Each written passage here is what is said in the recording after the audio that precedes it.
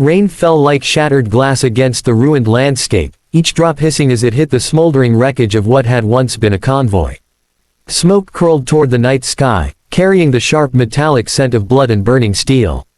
Former Delta Force Sergeant Jake Walker pushed through the debris, his boots sinking into the mud. He had volunteered for a humanitarian mission, not a combat zone, but war didn't care about intentions. The convoy had been ambushed, vehicles blown apart in a storm of gunfire and explosions. Screams had faded into silence, and now only the rain and crackle of fire remained. Jake's heart hammered in his chest. He wasn't supposed to be here, not really. After years of service and losing his wife, a fellow soldier, he'd promised his little girl, Emma, that he was done with war. But when he heard about the crisis overseas and the soldiers who needed medical support, he couldn't turn away. Maybe part of him was still trying to make up for the ones he couldn't save. He stepped over a twisted rifle and froze. Beneath a collapsed truck, something moved, a faint, desperate twitch. "Hello," he called, his voice hoarse. No response. He crouched, shining his flashlight through the wreckage. A woman's face, blood-streaked and barely visible, stared back at him. Her lips parted, but the words were lost in the wind. Jake's pulse quickened. "Hang on," he muttered, tossing his gear aside. He gripped the metal frame, muscles straining as he pulled at the debris. Every inch he moved it felt like tearing open his old wounds, the memories of his wife's last moments in a similar hell. But he didn't stop. He couldn't. Finally, the wreckage shifted enough for him to reach her. She was young, maybe late 20s, with a gash running down her side and her arm pinned awkwardly beneath a beam. Jake ripped off his jacket, wrapped it tight around her wound, and pressed down hard. She groaned in pain, her eyes fluttering open for just a second. "Don't move," he said firmly.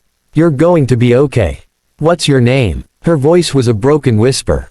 "Reynolds, Avery Reynolds." "All right, Avery," he said, forcing calm into his voice. "I'm Jake. I'm gonna get you out of here." She tried to speak again, but only blood bubbled at the corner of her lips. Panic clawed at his chest, but he pushed it down. He grabbed a nearby rod for leverage and heaved until the beam rolled off her arm. She cried out in agony, and Jake's heart clenched. I know, he whispered. "Stay with me." He lifted her carefully, feeling the weight of both her body and the moment pressing down on him. As he carried her through the rain, bullets cracked in the distance. He ducked behind a burnt-out Humvee, clutching her close. Every few steps, she drifted in and out of consciousness, murmuring incoherently. He caught fragments. "Intel, can't let them find it, must reach base," but right now, all that mattered was keeping her alive. When he finally spotted the extraction lights in the distance, his legs felt like they were made of lead.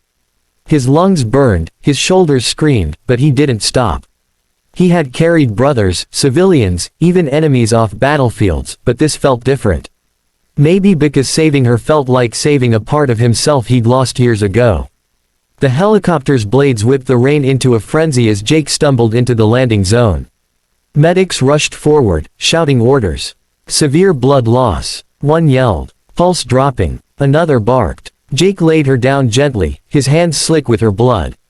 He wanted to stay, to make sure she made it, but a medic pulled him back. "We've got her, sir. You need to step away."